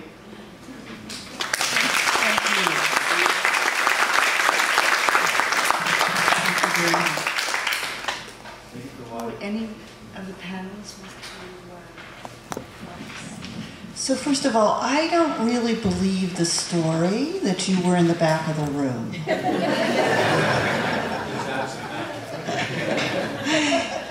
I loved what you said. I mean, all pieces of it, and I think you're absolutely right to try to push further to what would be the next action steps. We've all talked tonight a lot. We've given our opinions, we've given our stories, we've said what we're doing to help, but what would be the next thing that would actually change and make the sorts of things that Simon was talking about a reality? For example, I noticed you wrote down Fairfax. I actually have it in my head that sounds like those are pretty amazing results. So what are they doing? You know, that kind of thing. Where can we learn? So I really appreciate you holding our feet to the fire. I don't have a place for you to sign up, but this is very, very provocative and intriguing, and thank you for being so forthright. I will add a wish list that I will add to yours. Firefighters, EMS, police, RCMP, military. Yes, different organizations, you know, different functions, but what we're experiencing in those roles are the same. So if somehow we can get the organizations actually talking to each other, utilizing similar resources, tapping into each other's resources, that would actually be probably more efficient and effective if we're going to talk from, you know, dollars and cents perspective, if everyone gets together and actually pools their resources together, because we're all trying to tap into the same processes. Another question? Oh, please. Or comment? A couple, little both, I guess. I brought some water. I just like to speak about presumptive legislation, you know, with regards to first responders, because I think that I'm a big proponent of everything that's been addressed this evening, especially the stigma. And I'll just give a little bit of background from where I'm coming from. I'm a police officer, I'm a supervisor, I have a dubious distinction of being the only modern day police officer in Canada to have been shot in the line of duty, and no one's been arrested for that. I also have a dubious distinction of being married to my spouse, who was involved in a shooting as well herself. So we're the only couple in all of Canada for that. So that's two dubious distinctions. But with regards to that, I've in my career I've been on the board of directors for the Police Association of Ontario for 2 terms, and I was working on the WSIB PTSD working group, and we've been pushing that agenda through, and we really need the assistance of professionals like yourself, because ultimately that's the biggest, the stigma is the biggest internal thing for organizations, first responder organizations, but presumptive legislation is really what's killing a lot of our members. And the reason why is because the appeal process, it's exhausting. It's because pretty much you're going to have to go through 2 appeals to even get to have your claim accepted. And those resources that are spent on lawyers and mental health professionals to fight those cases on both sides is tremendous. And in my world, if you're able to take that money instead of fighting those appeals and have the presumptive legislation, you're able to turn around and pump that money. The money's there. It just has to be, it's in different silos, as I call it. It has to be pumped into the right direction for that. And when I talk about presumptive legislation, I kind of put it in the same context as Bill 168, which is the harassment for Ontario, anyway, like for the province of Ontario, anyways. All the chiefs, all the fire chiefs, everybody in charge of paramedics had to develop. It was mandated. They had to develop rules and regulations and standard operating procedures to address that within the organization. If you bring presumptive legislation, it's the same thing. The chiefs have to, whether you're a fire chief or a police chief, you have to buy into what the program is, and you have that in place. That will eliminate cultural change because you have buy-in from the top and from the bottom. And I just like to, I was a little bit late because the taxi took me all the way to Carleton University. So I don't know if that was already addressed in terms of presumptive legislation, but I just like some thoughts and comments on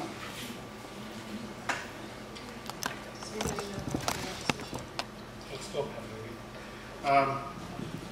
The legislation that Bill's referring to is Bill 2. It was a private member's bill submitted by Sherry DeNovo. This is the 5th time this legislation has been in front of the legislature, and the last I heard, it passed first reading, but it hasn't gone beyond that. And what I can tell you is, from a personal perspective, I sense that there is a real hesitancy within the government to even pursue the second reading. It was scheduled last March, April, and we're now into September, and there's, from what I understand, it's still not on the agenda. So, what's the purpose of the purpose of the legislation was to basically allow first responders who are diagnosed with PTSD an automatic claim. So if they submit a claim to WSIB and it's a PTSD claim, that claim would have been presumed to be caused by the job itself. Right? So it's almost like an automatic approval process. Which I think is very aligned, Taslim, with your advocacy. Well, I'm all for it. I certainly am as well. Wow. No, actually, Alberta is the only province that has presumptive. Yeah, BC has rejected it. Manitoba has introduced legislation. Now, what's unique about Manitoba is that they've actually introduced PTSD presumptive disability for any occupation, not just first responders. And as well, New Brunswick and Nova Scotia have actually taken it off the table. It was introduced last year as well, and the provincial governments are refusing to look at it. So. Okay, thank you. Thank you. Thank you. Please proceed. Yeah. Hi, good evening. My name is John Packer. I'm the Director of the Human Rights Research and Educational Center here at the University, and I'm a member of the Faculty of Law. Glad that there's some discussion now about the legal framework of all of this, because I think there's some work to be done. First of all, let me congratulate Dr. Park and the OBMRI for this. It's obviously important. But I'd like to focus on something I think we've danced a bit around, which is the basic economics of all of this. Vince, you mentioned what's compensable. Well, that's a money issue, right? Insurance companies, what will they pay? Where does it end? So it strikes me that there's a lot of big questions here about the economics of all of this. It strikes me that, for example, there's going to be a scope of this problem which will have substantial, on a macro level, public interest impact. There's all the responders, but there's all the effects on everybody else. What's this costing our society? And I don't mean just lost hours, but I mean the multiplier effects of that. On a micro level, obviously this can be devastating to an individual's family. Immediate thoughts will be, I can't do my job, my compensation runs out, I can't pay my mortgage, I'm probably drinking or on drugs apparently, so my finances go to the toilet and I'm homeless. I mean, there's a whole kind of bad cycle here. So there's lots of financial implications. So my questions are, has there been done? I mean, maybe this has been done. Has there been a basic economic impact assessment of this problem? And in the context of 2020, if you're going to try and affect this here in the city of Ottawa, has there been such an economic impact assessment for the city of Ottawa? What's the nature of this problem? What money are we talking about?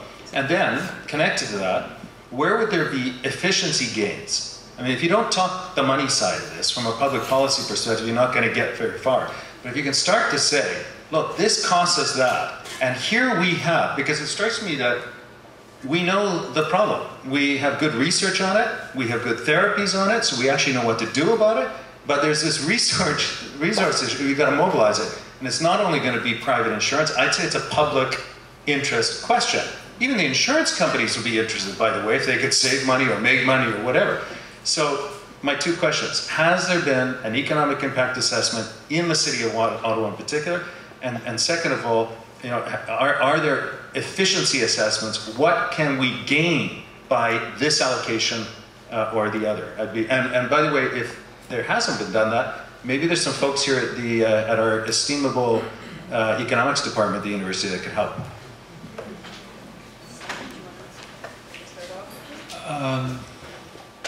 It sounds like a job for a new unit at the Department of Faculty of Law, actually.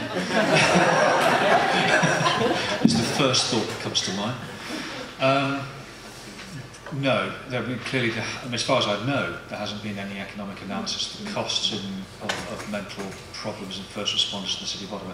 There have been economic analyses of the impact of suicides and self-harm. You can extrapolate from that. I don't know the PTSD literature well enough to know whether there's been economic impacts on PTSD. I would guess not, because cost-effectiveness studies aren't that well done in mental health. But it's an excellent idea, and I think that's one. It's a research project which needs to be done, I think. Yeah. Maybe I could add something. Sorry. Great West Life, Canada's largest insurer, in 2011, estimated the cost to the Canadian economy because of mental health reasons at $51 billion. That's with a B. And Vince, that's for all mental health. That's all mental health, right? Yeah. And the unfortunate reality is that it hasn't been broken down into depression or suicide or PTSD. But when we look at the cost of $51 billion, that encompasses things like long-term disability, short-term disability, absenteeism, obviously, and presentism. You know, what is it costing the employer to have employees actually show up for work and who aren't productive? And I'm gonna, I know Doug, your previous career as an economist, we're gonna, you get to, and you actually get to, with your comments, end off the Q&A session, so. It better be good. No, I just wanted to address that in the context of Britain, where they did an economic analysis of the cost of mental illness and chose on the basis of that to invest heavily in psychotherapy. And that is being studied on an ongoing way, and there's a series in the Globe, I don't know if you saw it a few months ago, also looking at this issue and came out very strongly in favor of publicly supported psychotherapy. So I think that's something that we need, personally.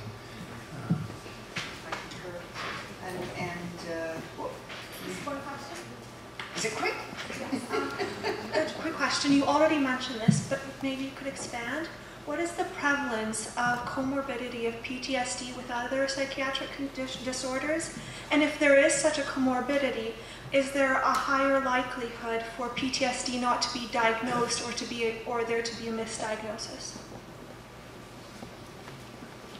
Simon, and then we'll have David Kirk give some closing. Between 5 and 45%.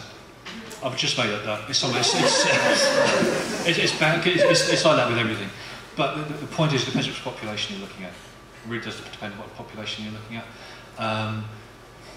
A topic we haven't covered is complex PTSD, people who have suffered trauma as young people and still have traumatic symptoms in adult life, where there is significant comorbidity, and people who've had the one-off bad experience as an adult, less comorbidity.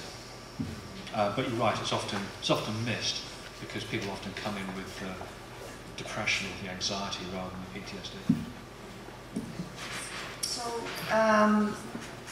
before I go back on, I'm going to have a question for the panelists. And perhaps maybe some other people in the audience may have a similar sense of frustration. And here's the frustration that I get out of this evening, and that is, we've heard a lot of the problems that are going on, and Vince, I talked to you at length this afternoon about suck it up, buttercup, right? And so we know it's a problem. Not only with, we can't just blame the leadership, we also have to blame the fellow colleagues, right? There's a significant portion of incidents of bullying of people who come back, or the economic problems, or the organizational trauma that happens. So we know this, and this is all before you even get to the science of actually looking at what PTSD is. So my question is, knowing this, what do we do about it? So when you say, let's have an organizational, or let's have an educational program, right? Let me tell you, I'm sure a lot of people in the first responder organizations probably know about PTSD. So what kind of educational program are you going to do to get actually through to either the colleagues or the leadership to make an impact so that they are not afraid or fearful of the many things that were talked about, to actually get help, which is the first step? Well, I can tell you within the first responder community, the majority of police services in the country have adopted a program that was developed by the military called the Road to Mental Readiness. And it's a program that educates the frontline responder about the various psychological stressors, signs, symptoms, puts them on a color grid from green to red. It's a great self-awareness tool. From what I understand, the International Association of Firefighters is looking at adopting that for the fire service, and there are negotiations on right now with the Mental Health Commission for the paramedic the chiefs, paramedic chiefs, to have a program similar to the Road to Mental Readiness. So that's the first step, and we've been at this since 2001, advocating for including education even at the recruit level, never mind the managerial level. It's taken 15 years just for that crack in the wall, right? For leaders to basically look at it. But I think what we're looking at is that I think we do need a change in legislation somehow, and I'm just grasping at straws here because I'm just as frustrated as you are. The unfortunate reality is that a lot of the success on whether or not a program is going to be successful or is dependent upon the leadership within the organization. And when you have leaders who refuse to change or leaders who refuse to acknowledge that there is a problem, that is what, in my opinion, causes the problem to exist well beyond its years. So I think we really need to look at how can we effectively force a mandate. We do have legislation against sexual harassment. We do have I think we have legislation around bullying, but it's not the same it doesn't have the same teeth around mental health issues. And I think we as a society as a whole really have to start an awareness program, not just at the first responder level, but we as a society have to change the way we talk about mental health as a whole. Stay there. I'm going to put you on the spot. I think we do three things. There we go. What are the three things? We do three things. I could be on a Monty Python sketch coming up. Nobody fears a Spanish. So, we do three things. You can partly go down the academic route. So one of the things you do is, I think in Ottawa we form a first responder research collaboration. That's the first thing we do. Okay, done. Second thing, I understand from the director of the Brain and Mind Research Institute that one of the things we are planning on doing is setting a psychotherapy research unit. Yes. And it seems to me that one of the things that would be a first cab off the rank would be having a boutique clinic for first responders to address the access issue and building that as part of research. Okay, done. And the third thing... I have to find the money for that. Yeah, you've got money for that. And the third thing is you need to address the insurance company bit. And the bit they listen to is getting people back to work. So having a research, I know there has been some considerable work on this, but we can do more work on it, on how you get people back to work and having a good program for doing that well, and that can be wrapped up in a research ribbon as well. So I think we do those three things.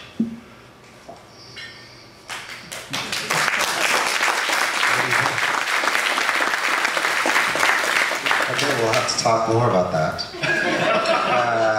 I am going to add,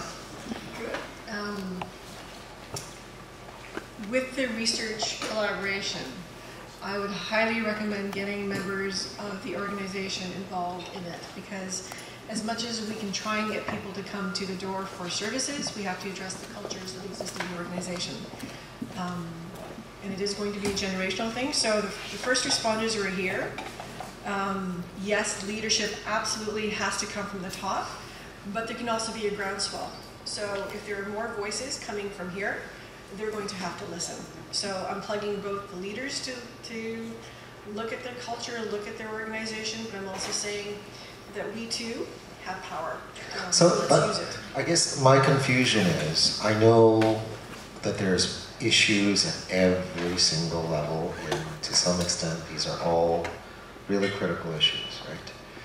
But you can't do everything all at once. So what is the most important thing that has the best chance of success to actually make a difference, right? We know all the problems, so what is the thing that we should do and focus on? Or the limited number of things that we should do and focus on, knowing that trying to change the leadership's perspective on what, trying to change the perspective on what PTSD is, maybe you need new leadership, but that, will come in a long time, right? Well, our focus has always been on education. And previous education, we feel, is the best way to prepare for this. So much so that we actually have a scholarship program that is open to any first responder student in the country. And we ask them, while they're in the community colleges and universities, to actually research acute stress, cumulative stress, compassion fatigue, and getting the mindset changed before they actually hit the streets. Okay, but there's a lot of people in the first responder institutions that aren't the leadership that you could try and educate them to death. Oh, that was the next part. That was the next part, right? And so there needs to be an educational silo as well that looks at educating the organization. And and the Mental Health Commission has come out with their psychological health and safety standard, and they've given leaders the tools to implement a psychologically health and safe organization. But again, that's only a suggestion. It's not a legislative requirement. So you're going to have some organizations, who are going to adopt the standard and really do their best to implement it. You're going to have organizations that won't touch it with a 10-foot pole. Okay, so what Simon is telling, I'm sorry. So I'm going to, as MC, and someone who's very time sensitive, I'm going to recommend that we move to closing comments. David, if you're ready to make a few closing comments and leave the question period for over some food or conversation. How's that? Sounds great. Am I the last speaker? Okay, I'll be very, very brief. I hope you got a sense of the complexities of and highlight the complexities that are going on in PTSD in general, and of course PTSD in first responders. Obviously, we need to do a whole lot more work to really come up with the solutions rather than diagnosing what's wrong, because I think we did an incredible job of doing the latter, and now we need to get to what's going on in the former. And so, but that's the difficult part, right? The easy part is figuring out, saying what's wrong. And so what is it that we're going to actually do? And that's, I think we need further discussion on that, perhaps over some food in the back. So, because, my passion as director, and I won't be director forever, and so hopefully the passion of the next person replacing me will be to really enact change for PTSD and first responders. And we need to do that by really carefully defining what our priorities are and how to actually move forward in an effective way. Because we can knock our heads against things that aren't going to change very fast. For me, that's the crux of the matter. So I wanted to thank you. For expedience sake, I'll skip the video that I was going to show you. And please go in the back, enjoy, and let's have this wonderful discussion further. Okay, so thank you very much.